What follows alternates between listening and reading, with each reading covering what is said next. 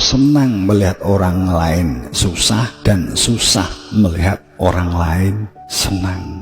Kalau kita sudah menjadi orang yang demikian, banyak orang yang salah paham, digerakkan oleh psikologi atau emosi, nesu rumangsane marahnya itu kemenangan, padahal marahnya itu adalah fatal, kekalahan yang fatal. Inilah yang sering diungkapkan oleh guru kita dari guru kita, guru kita dari guru kita. Ilik ginilaan puji pinuji. Jika budaya ini sudah terbangun dengan sendirinya, maka jiwamu juga akan ikut terangkat. Kehidupan lahirmu juga akan terangkat dan terproses. Kita nggak sadar bahwa saat kita nggak senang orang lain itu sukses, maka sesungguhnya itu adalah menggambarkan kita juga sedang menekan diri kita sendiri untuk tidak menjadi orang yang baik dan menjadi orang yang sukses. Waspadai penyakit ini.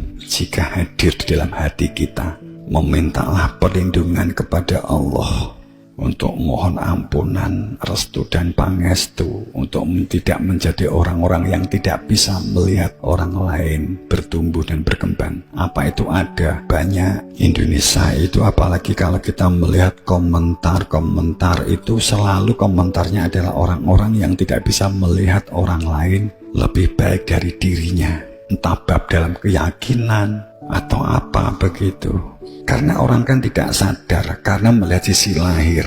Pada saat ada seseorang itu lebih beruntung karena dia anaknya presiden, anaknya bupati, anaknya lurah. Secara ekonomi atau secara jabatan bisa jadi dia lebih beruntung. Tapi kamu harus percaya bahwa yang dapat menyelesaikan permasalahan, yang dapat menyelesaikan solusi-solusi kehidupan, memecahkan masalah sosial kehidupan yang berpengaruh terhadap jiwa, yang berpengaruh terhadap kebahagiaan, ketentraman, itu adalah spiritual. Saat seseorang, uang, jabatan, ekonomi itu dijadikan tujuan, maka orang itu akan menjadi tamak dan serakah, tidak akan pernah puas.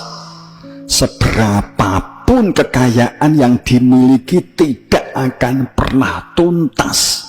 Seseorang yang tampak kaya itu hutangnya juga semakin kaya hutang, biasanya begitu. Karena orang yang tamak, yang serakah itu adalah menunjukkan bahwa material dunia, uang itu adalah tujuan, dijadikan tujuan. Saat ini dijadikan tujuan, sehebat apapun jabatanmu, sebanyak berapapun uang yang kamu miliki, tidak akan pernah terpuaskan. Dan pada saat sudah merasa puas, sepertinya beralih menjadi melecehkan dan merendahkan orang lain. Akan tetapi jika keahlianmu,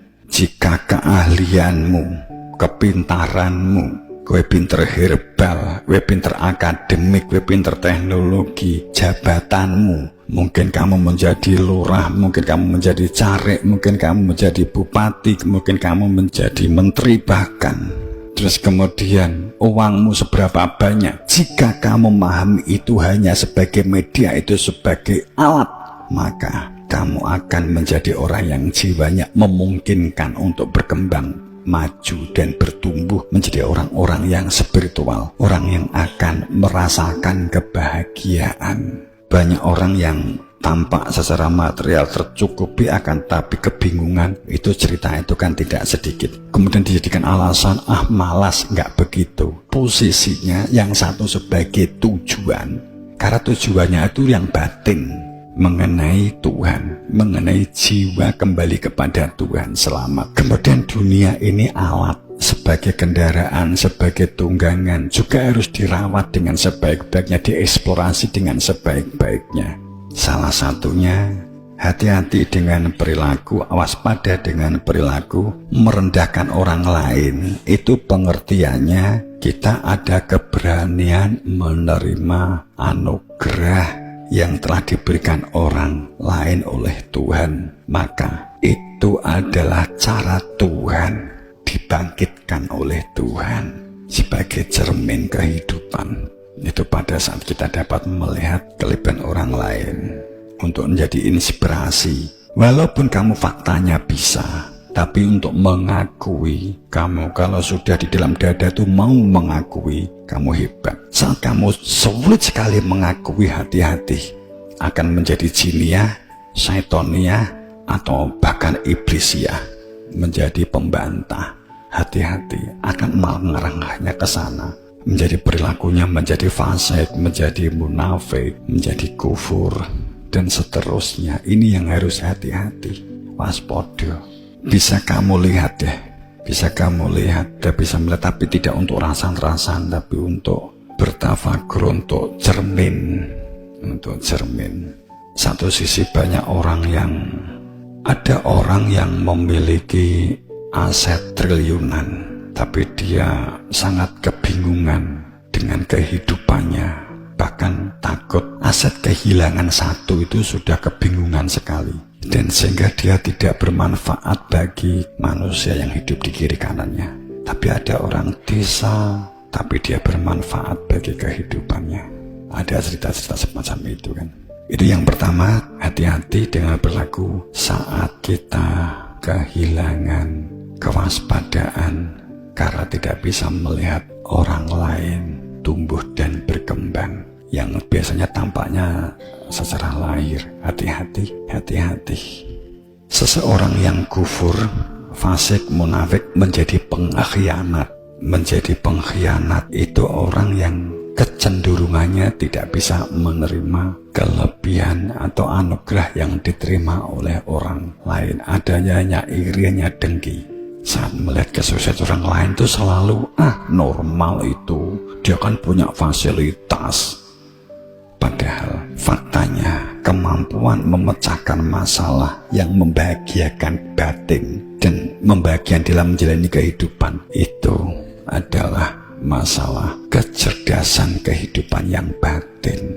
Itu nggak ada istilah beruntung, nggak ada istilah keberuntungan. Kelukaan, kesakitan yang kita tempuh, baik disengaja atau yang Tuhan menghendaki untuk mengalami kelukaan, itu supaya energi itu dialih dalam posisi sadar sebagai hamba. Artinya kelukaan itu untuk ditransformasi menjadi kecerdasan jiwa, kecerdasan batin. Sebagai contoh, kamu berani bersusah-susah dalam belajar supaya tampaknya dunianya lulus. Jika kamu mampu bahwa belajar kamu itu bukan untuk sekedar supaya lulus, tapi kamu transformasi menjadi pembentukan jiwa atau mentalmu supaya kokoh, maka kamu satu sisi, katakanlah materi pelajaran juga bisa, mentalmu juga terbentuk. Jika mentalnya tidak terbentuk, hanya bisa mata pelajaran, semula nggak bisa bahasa Inggris, matematika, kimia, kemudian sekarang menjadi bisa. Jika itu kamu jadikan tujuan, materialnya dijadikan tujuan, tapi sungguh-sungguh tidak terkurangi sedikit pun, belajarmu, kesulitanmu itu adalah berfungsi sebagai pembentuk jiwa, sehingga ada penyerahan. Gimana caranya? Belajarnya karena cinta kepada Allah. Itu menunjukkan kamu cinta kepada dirimu sendiri. Cinta kepada dirimu yang bersifat batiniah. Bukan cinta tentang yang lahir jasadiah. Cinta kepada yang batin. Cinta tentang ruhiyahmu sendiri. Maka refleksnya kamu juga cinta kepada sesama manusia. Karena ruhnya adalah dari Tuhan sama. Jangan menjadi orang yang tidak bisa menerima kelebihan orang lain. Seberat apapun, latihlah untuk dengan lapang dada menerima itu.